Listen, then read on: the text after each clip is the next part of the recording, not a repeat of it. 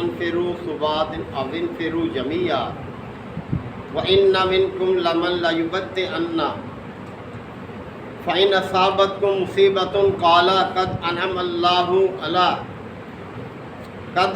الله علي إذ لم أكن معهم شهيدا ولئن أصابكم فضل من الله ليقولن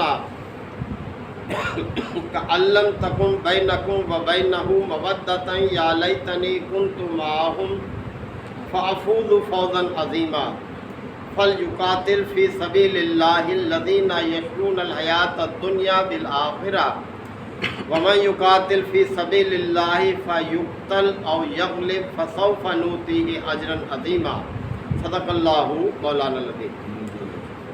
سورہ نساء کے یہ 10ویں رکوع کی آیات ہیں۔ جیسا کہ آپ جانتے ہیں کہ نبی کریم صلی اللہ علیہ وسلم کی مدنی دور کا جو حصہ ہے یہ میدان جہاد کا حصہ ہے۔ آپ صلی اللہ علیہ وسلم نے عملی طور پر جہاد بالسیف یعنی تلوار کے ذریعے سے جہاد، تو اسی حوالے سے اہل ایمان کو اللہ تعالیٰ نے مخاطب کیا ہے۔ فرمایا یا ایھا الذین آمنوا، اے لوگو جو ایمان کا دعویٰ کرتے ہو، خذوا حذرکم، ہتھیار بند رہو، یعنی اپنے ہتھیار تیار رکھو، جنگ کے لیے تیار رہو۔ فانفروا ثبات، پس علیحدہ علیحدہ دستوں کی شکل میں نکلو، او انفروا جمیعا، یا اکٹھے ہو کر نکلو، اپنے ہتھیار تیار رکھو۔ یعنی یہ مومن کا زیور ہے یہ، تو اس لیے تاکید کی جا رہی ہے کہ اپنے ہتھیار تیار رکھو، جیسے حکم ہو بس نکل پڑو اور کوئی سستی نہ دکھاؤ۔ وَإِنَّ مِنْكُمْ، اور تم میں کوئی ایسا بھی ہے، نشاندہی کی جا رہی ہے۔ وَإِنَّ مِنْكُمْ، تم میں کوئی ایسا بھی ہے، لَمَن لَّا يُبَطِّئَنَّ، جو جی چراتا ہے اس کام سے، اور یہ بھی ہے کہ دوسروں کو حوصلے بھی پست کرتا ہے، یعنی ایسے بھی ہے تم میں جو خود بھی جی چراتا ہے اس کام سے، یعنی کوشش کرتا ہے کہ پیچھے رہ جائے، جانا نہ پڑے ساتھ، اور دوسروں کو بھی ہمت ان کی جو ہے توڑتا ہے۔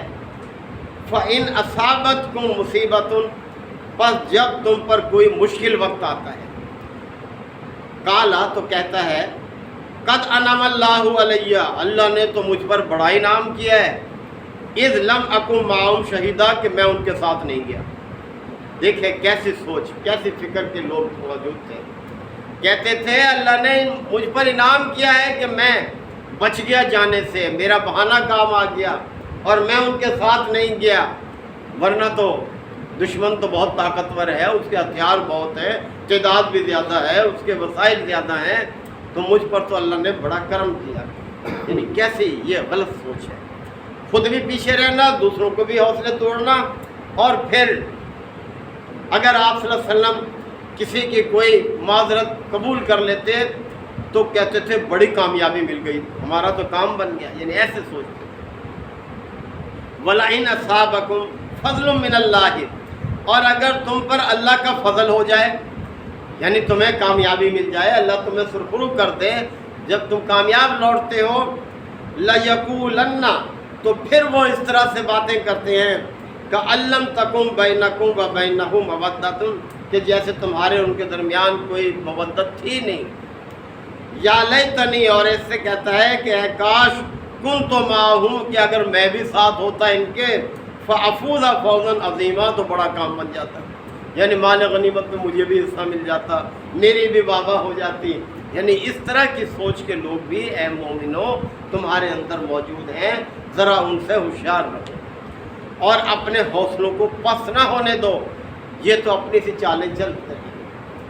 فَلْيُقَاتِلْ فِي سَبِيلِ اللَّهِ، بس اللہ کے راستے میں لڑو، یعنی یہ راستہ، بلکہ کہا جاتا ہے اگر اسلام کا چھٹا رکن بھی ہوتا تو وہ جہاد ہوتا، یعنی اتنی اہم چیز ہے یہ۔ فَلْيُقَاتِلْ فِي سَبِيلِ اللَّهِ، پر تم اللہ کے راستے میں جنگ کرو، الذین یشرون الحیات الدنیا بالآخرہ، اور جو آخرت کے لیے اپنی دنیا کو بیچ چکے، یعنی کتنا بڑا اونچا درجہ ہے، آخرت کو انہوں نے اپنی منزل سمجھا ہے اور دنیا کی زندگی کو آخرت کے بدلے میں بیچ ڈالا کہ اس کی کوئی حیثیت نہیں۔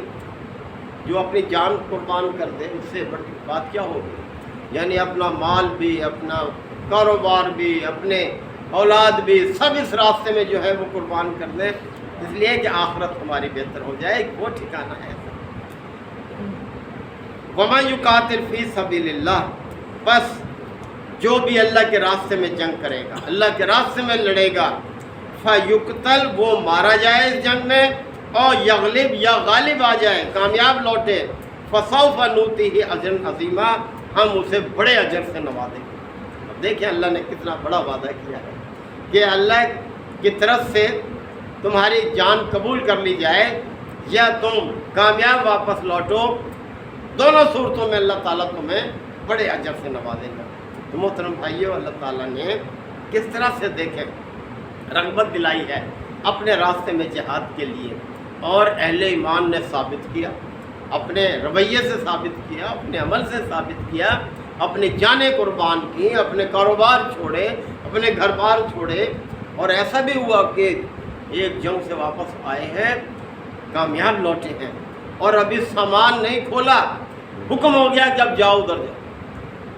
غزوہ خندق سے جب واپس آئے تھے تو حکم ہوا کہ اب جاؤ، یہ یہود کا جو قبیلہ ہے یہ بہت باغی ہو رہا ہے، سازشیں کر رہا ہے، اور بنو نذیر جو ہے اس طرف جو ہے جا کر ان کی خبر لو۔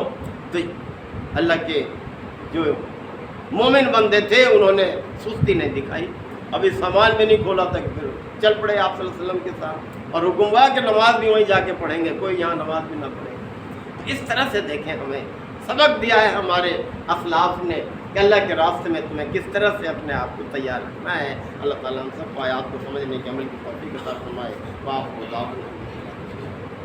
الحمدللہ وکفا وسلام علی عبادہ الذین اصطفیٰ۔